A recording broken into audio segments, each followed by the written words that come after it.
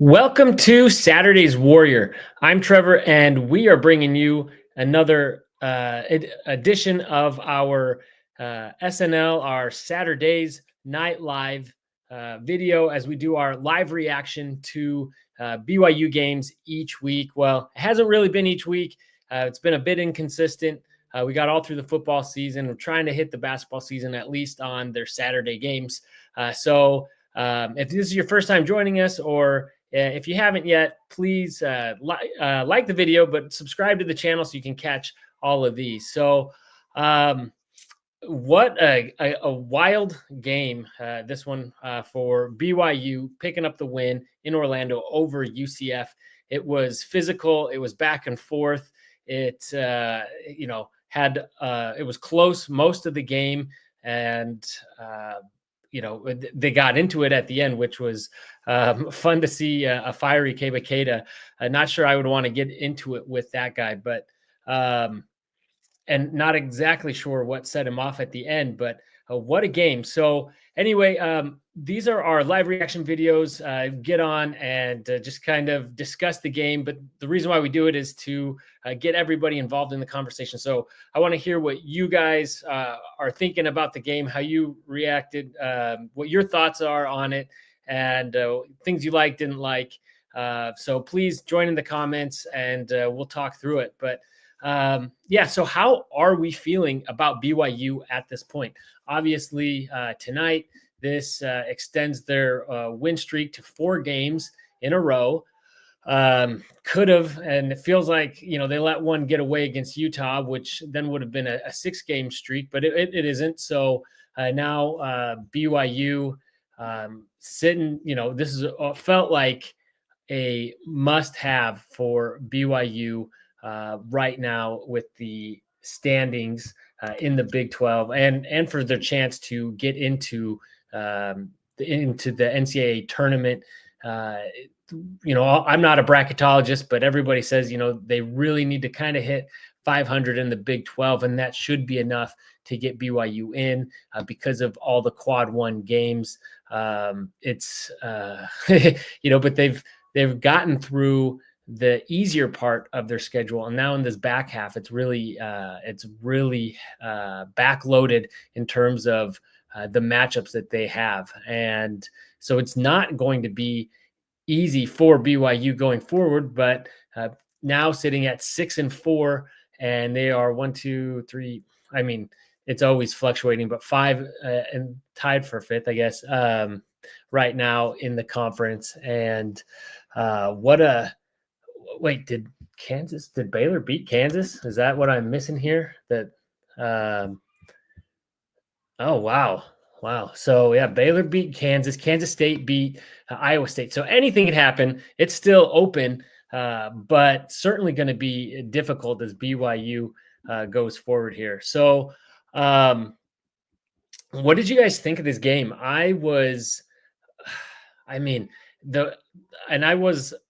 playing catch up for part of the game, so I wasn't really on Twitter. I wasn't getting other people's reactions live, so this is just me watching it. But these refs, I felt like, were all over the place. I mean, they were letting people get clobbered, they were letting people get bodied up, and it was really causing trouble for BYU. You got to applaud UCF for the game plan, the physicality that they brought, and it really got BYU out of sync, causing so many turnovers, and they were getting a lot of points off of turnovers.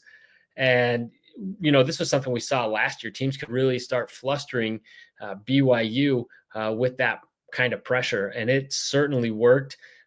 Demon, he is young, but he's played against professionally. He's played against adult grown men, and but yet he still seems to be one of the worst offenders at getting kind of thrown off when they start pressuring, which you wish that he could overcome that, because with his passing ability, you'd think that it would be a perfect skill set for him to make them pay for doubling or for pressuring and leaving guys wide open, as it was kind of looking early in the game for BYU, as we were really getting some open looks off of those pressures and being able to score and capitalize off of it.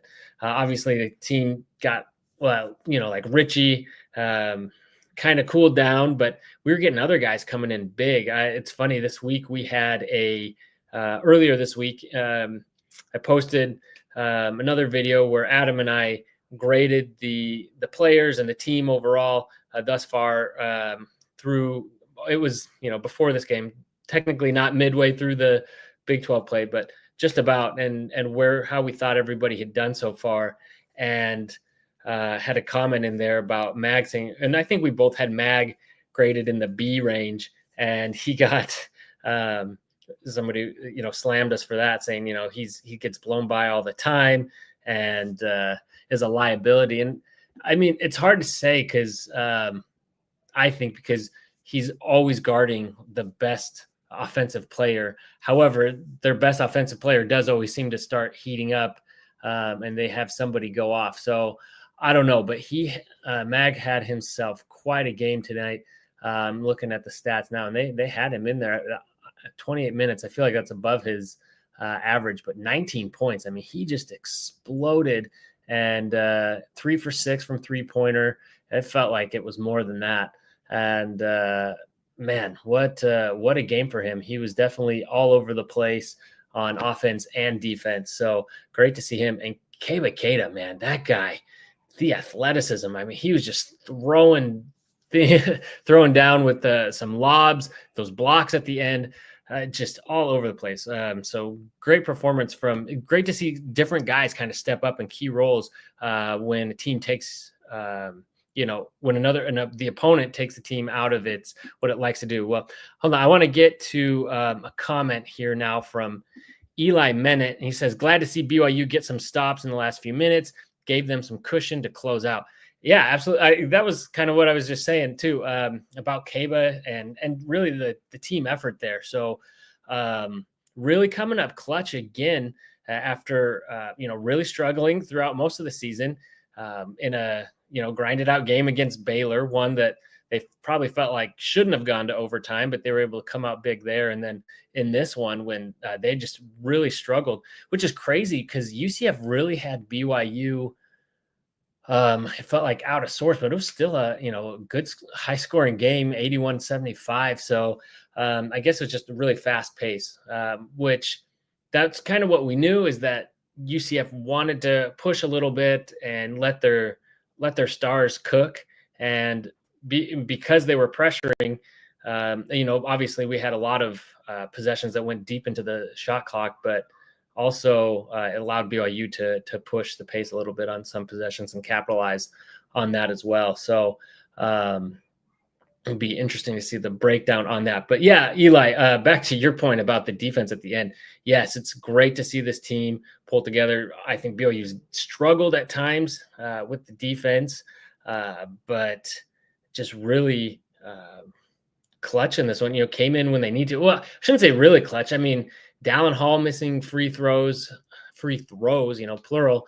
I mean, what was the team was 57, rounding 58% at free throw shooting. UCF was 84%. And they actually got to, they got to the line more than BYU. So yeah, I don't know.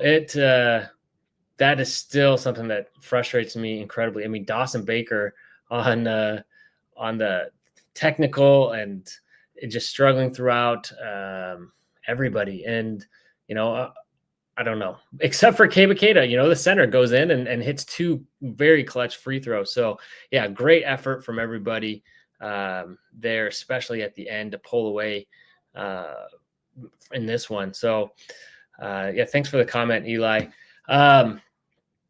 I don't know, anything really surprise you guys from this game or impress you, or who stood out to you in this one? As I think about it from the team perspective, I've got 2 ways of looking at it. Obviously, BYU, they talked about a lot, and we heard about a lot after the Baylor game, how they just want to focus on, stacking wins and stacking accomplishments upon each other. And this is definitely doing that. You take it one at a time, and that's great. I guess I'll say the negative side first is that, at home playing against Baylor, who really was only playing like 6.5 guys. I mean, this is a game where you have guys in foul trouble, goes to overtime, and their seventh guy still only had like 6 or 8 minutes or something like that. So they were playing like 6.5 guys in that game. They were gassed, and goes to overtime, and BYU, it feels like BYU shouldn't have let it get that close in the first place. Then this UCF game, they really had BYU not able to really get comfortable all game. And so these are both teams kind of right there in that middle tier of the Big 12 kind of bubble teams like BYU. So kind of on par with BYU. So it's great to see BYU beat those teams, especially in close games, be able to find a way to win. But the downside is it's like, why is BYU in this close of a game? This kind of makes more sense. You're going cross country. UCF has, they took Kansas to the limit, and now Baylor beat Kansas. So there's really no bad win in the Big 12. In fact, this would have been kind of an excusable loss for BYU had they, had to go to Orlando after a very emotional win against Baylor and then play a team that, with this kind of physicality and ability to score. I think, it wouldn't have been a bad win or loss, but it was one that within the context of the season, BYU desperately needed, and they got it. And that's that's what matters. And so BYU walks away with the W, and hopefully they can continue to build on this momentum. But just like when they hit that streak before and everyone was out on BYU, I felt like, it's a little too early. Yes, we had some disappointing losses, but they were close losses. And I felt like BYU, we knew they'd struggle some earlier in the season, missed a lot of time of having two of their most important players, two of their point guards who they're playing at the same time, Dallin Hall and Yair Demon, early in the season. So they're still figuring out some chemistry things.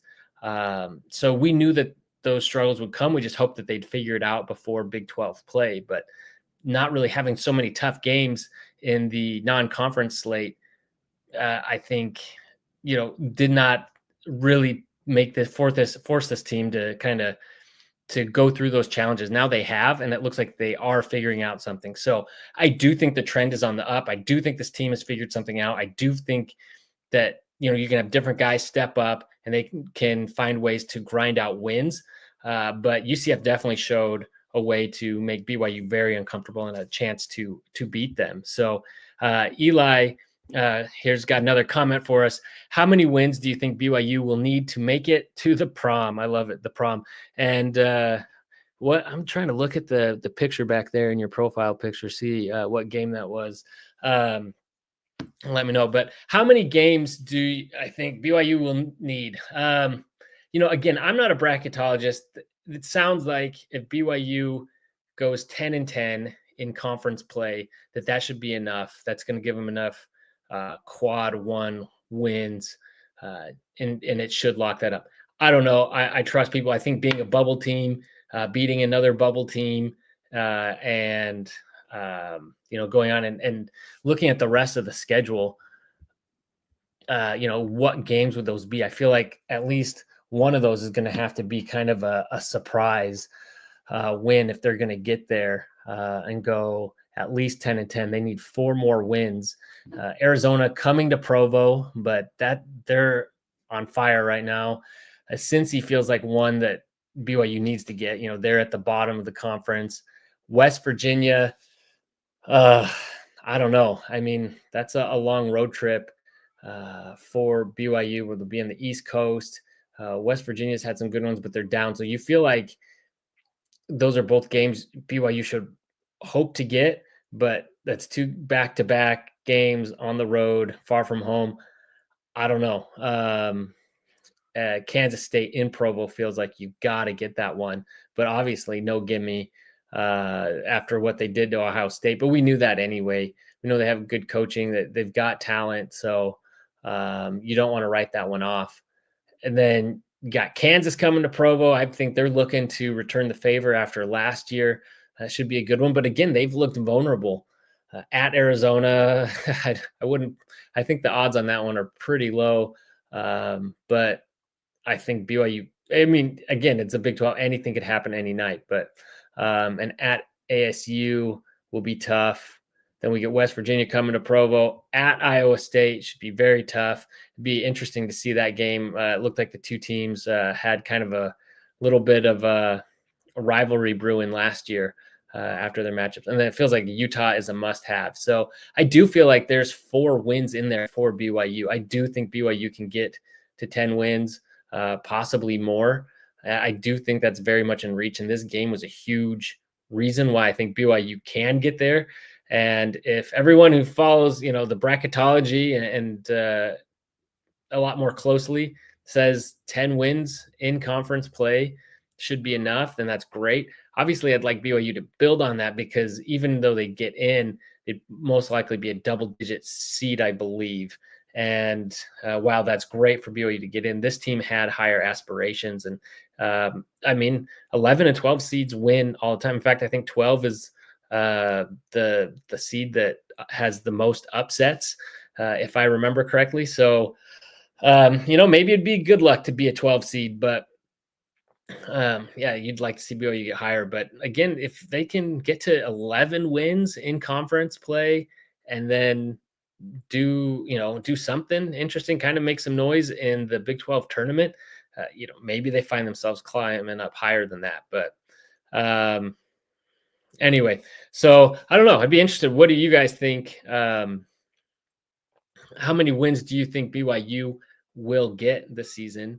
And do you think it'll be enough to get into March Madness, to the NCAA tournament or the prom, as Eli says? So I don't know. I do feel good about this team. I think they're clicking. I think they're finding something, but they're going to have to keep finding, and it's nice to know they can win in these types of games now that they've built some confidence on it. But winning these types of games, these close games, is just going to get tougher and tougher as I keep going into deeper and deeper into conference play here.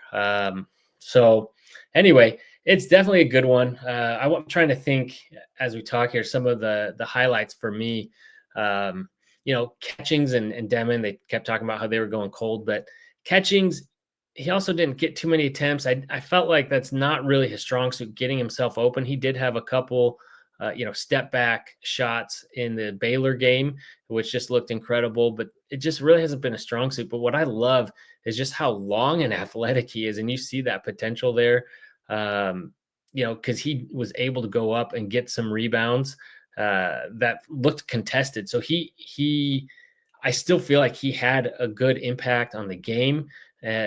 Hopefully he can continue to, this doesn't get in his head or anything, because it seems like during the season, he's kind of gotten in his head, and hopefully he can keep building on what he did against Baylor, because that was just incredible. It was just wild, and I did not expect to see that from him.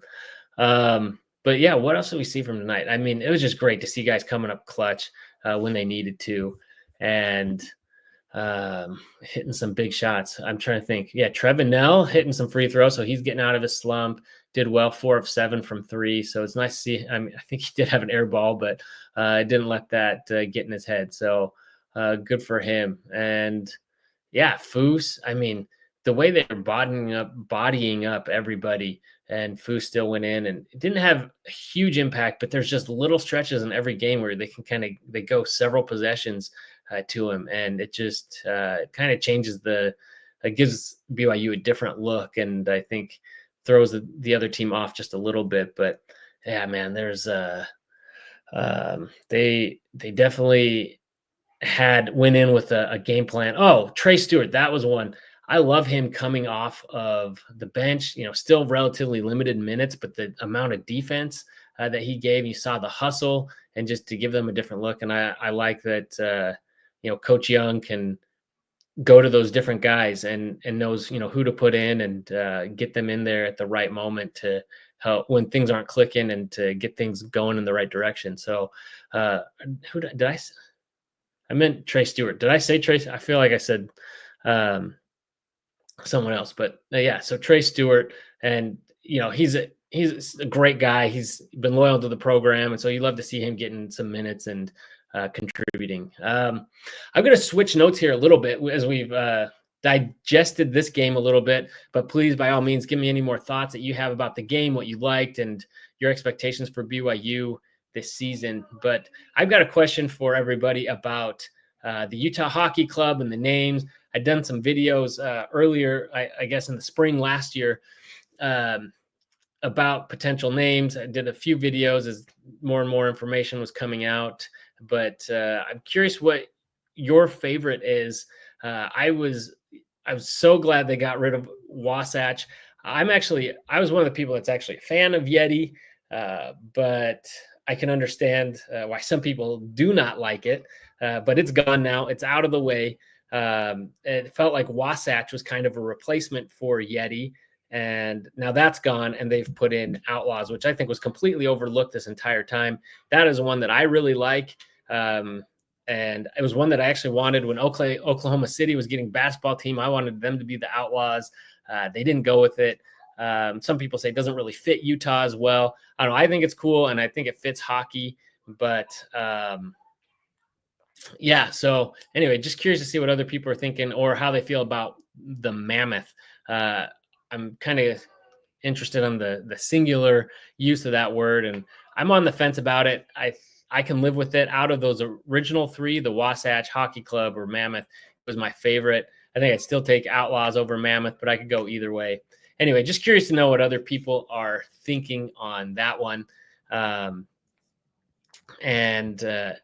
Eli says again, as long as the logo looks cool, I'm okay with whatever logo for Utah hockey. Yeah, they do need to nail the logo, and I hope they do. I mean, Ryan Smith, has had some hits and misses. Obviously, like the highlighter uniforms for the Jazz. I love the simplicity, but the color scheme didn't work, and I like that they pivoted. I still have some issues with it, but the Utah Hockey Club, I don't like that as like a permanent name, but what they did with the uniform, the colors, I really like that. And so I think if they build off that and they're able to nail something, I think simple, but kind of iconic looking. If they're able to kind of strike that balance, I think it would be good. But yeah, hopefully they can do it and get it together. I can't pretend to be a huge hockey fan. I grew up in Michigan, grew up big hockey guy, but moved away in high school and definitely got out of hockey. So anyway, let's do another hockey here. We got Spencer Duncan. What's up, man?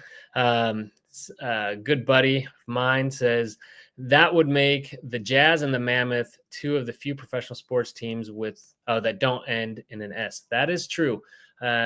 That's a good Sporkle quiz for you to see, to name all the professional sports teams that do not end in an S out of the big four.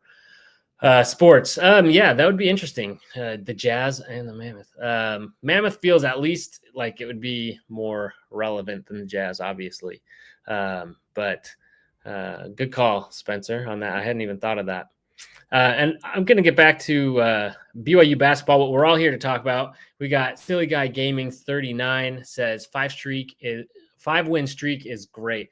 Yeah, absolutely. Like that's nothing to sniff at. Obviously, BYU never had a 3-game win streak in Big 12 play. They certainly haven't. This is the first time getting a 4-game win streak. So it's definitely great, and it's coming at the right time because they really needed to figure things out. And this season could have easily spiraled after a few close losses and a close loss to your rival. It would be easy for a team to fold, but they were able to put some things together. And if anything, yes, it was against lesser competition, but maybe that's what BYU needed to start putting together some wins.